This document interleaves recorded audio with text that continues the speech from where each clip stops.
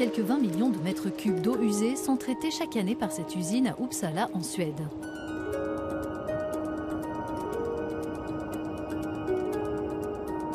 En plus des nutriments, du phosphore et des matières organiques qu'elles contiennent, les eaux usées renferment de puissants ennemis. Des résidus de médicaments contre la dépression, l'inflammation, l'anxiété ou encore l'hypertension. On parle de nanogrammes par litre, il s'agit donc de taux très faibles. Mais certaines des substances que nous ciblons en priorité pourraient avoir un effet négatif sur l'environnement aquatique dès ces taux très faibles.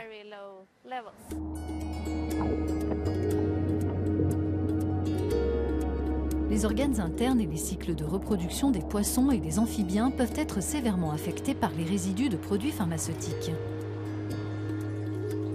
Des ingénieurs travaillent actuellement sur un projet pilote visant à éliminer au moins 80% de 5 de ces substances nocives.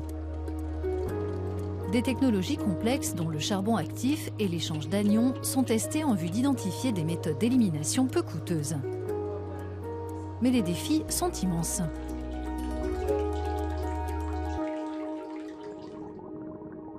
Les différents composés de toutes ces substances ont des propriétés chimiques et physiques différentes et cela pénalise l'efficacité des méthodes d'élimination. Ce projet pilote prendra fin en 2024, un délai court car il est urgent d'améliorer les technologies d'élimination ici comme partout ailleurs. Notre environnement, en particulier nos écosystèmes aquatiques, est de plus en plus envahi par ce type de résidus, principalement issus des ménages, de la fabrication de médicaments, de l'agriculture intensive et des hôpitaux. Environ 4000 ingrédients pharmaceutiques actifs sont administrés via des médicaments dans le monde entier. Jusqu'à 90% des doses orales peuvent être excrétées par notre corps sous forme de substances actives. 10% d'entre elles présentent un risque environnemental potentiel.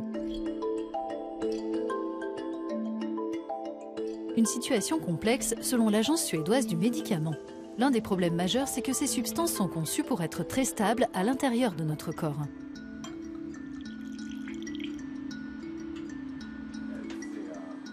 Une fois dans l'environnement, elles présentent aussitôt un risque de nocivité car elles se dégradent difficilement.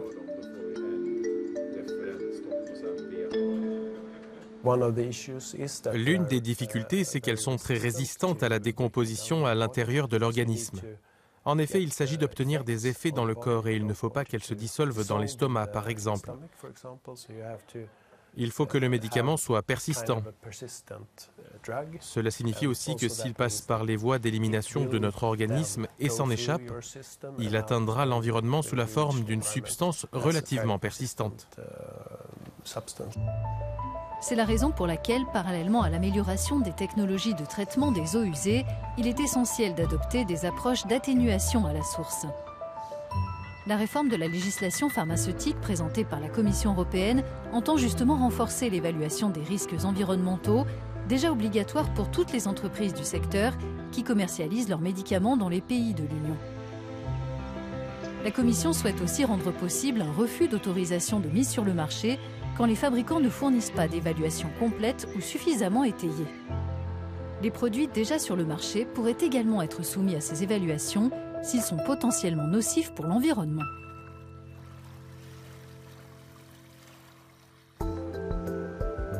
Du côté des associations environnementales, on estime qu'il y a urgence à mener des actions efficaces.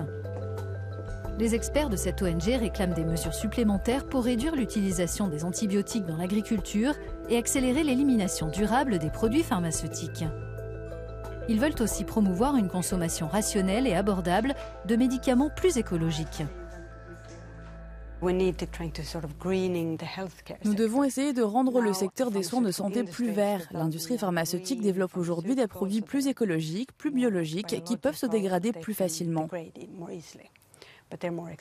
Mais ils sont aussi plus chers, donc c'est l'une des pistes d'action pour faire en sorte que les produits pharmaceutiques soient plus biodégradables. Une autre manière d'agir, ce sont par exemple des mesures préventives pour que les gens ne soient pas autant malades et n'aient pas besoin d'autant de produits pharmaceutiques. Dans sa proposition de directive sur le traitement des eaux urbaines résiduaires, la Commission cherche aussi à réduire l'impact environnemental des médicaments en étendant un régime de responsabilité aux fabricants de produits pharmaceutiques.